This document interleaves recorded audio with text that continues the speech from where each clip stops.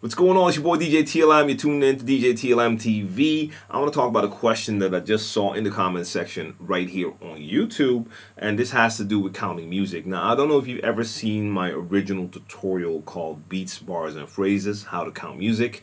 I know a lot of people really found some value in that, so that's great to hear every time I see new comments. And I'm glad I got to explain it in a way that makes sense to a lot of people. But I do remember that in that video, I played a couple of different drum patterns, and my main thing was, if you didn't know where to start counting, just start where the drums begin. Now, that of course does not always apply, because in certain situations you might have a track where the drums actually start before the one or after the one. It happens, but a lot of times the drums, the start of the drums, is a good place to start your count. Now, the question that just came in as a reply to one of my counting music videos is, what if the beat starts later in the song? How do I know how to start counting by then? So that's a good question, because you also have songs that don't start with drums. They might just start with not an intro, because an intro is something else, but they might just start with melody, or even just with a vocal. Anything like that. That's a possibility. Now, when you get accustomed to recognizing the rhythm of a track and counting music, a lot of times you will start to realize that you can also recognize the rhythm and the count when you just hear a melody. But if you're not familiar with that yet, that's something that you can really practice. So for instance, I have a track right here. If I press play and I have all the layers active, then you're going to hear drums, and it's going to make a lot of sense where you need to start counting. But I've just taken out most of the layers, most of the tracks, and right now the only track I have that's on is this right here.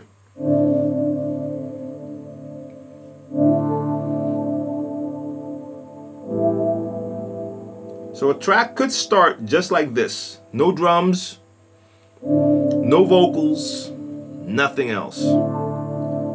But just listen to what you're hearing right now.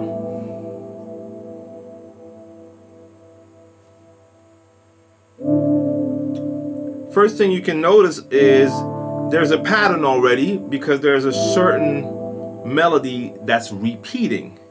So it makes sense to realize that every time that melody starts again, that could be the start of a new round of counting. Now, this could be 4 bars, 2 bars, 8 bars. That's something you need to figure out, but that's your first step. You can already recognize a pattern right there. That's part of the structure. There's a repeating going on, a repeating of the melody. Now, there's nothing else in there.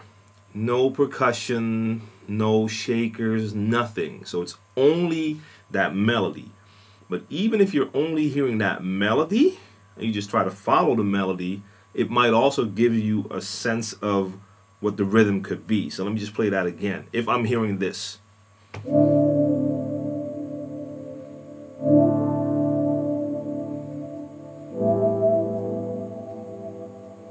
I'm getting a sense of a rhythm already.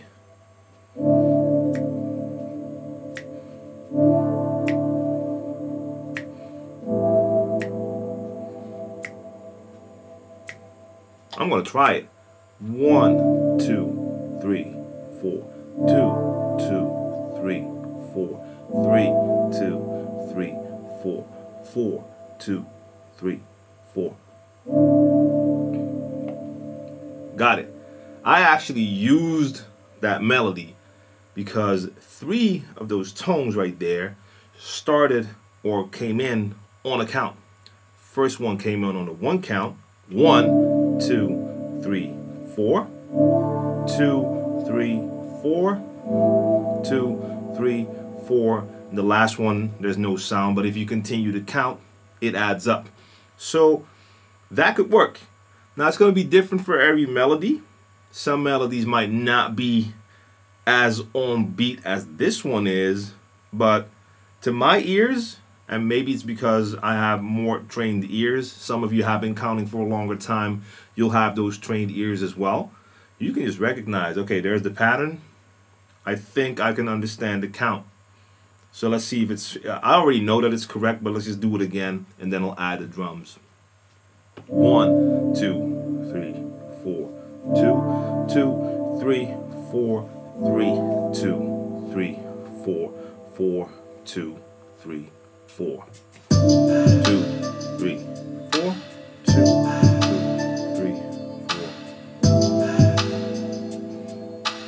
4, 2, 3, 4, 1, 2, 3, 4. All right. So I hope that helps you out. It takes a little bit more practice, but it's actually a cool thing to practice. So if you have tracks that start with just a melody, a vocal, no drums yet, you could try to figure it out like that. Now, what you could also do, if that's still a little bit too difficult for you, you skip ahead into the track until you get to the actual drums. So let's say that I just move forward until I found the drums. There are the drums. And I start counting that part. 1, 2, 3, 4, 2, 2, 3, 4. I get a sense of the rhythm now. 4, 2, 3, 4.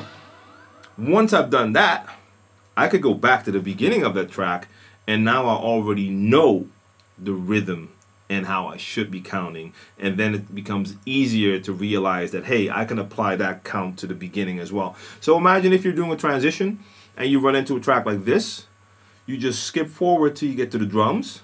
You use those drums to beat match the track.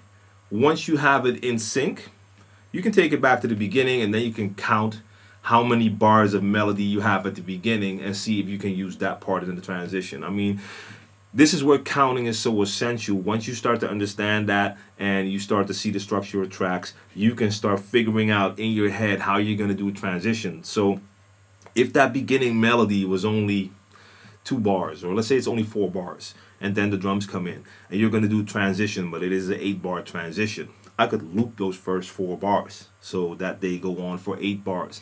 Use those during the transition, and right after the transition, go into the drum part. There's millions of things you could do, but all of those ideas begin with actually recognizing the count and the pattern. So hope this helps you out. Shout out to you, G-Proc, for the question. And like I said just a couple of minutes ago, I'll make a video, so I'm making that video right now. Salute.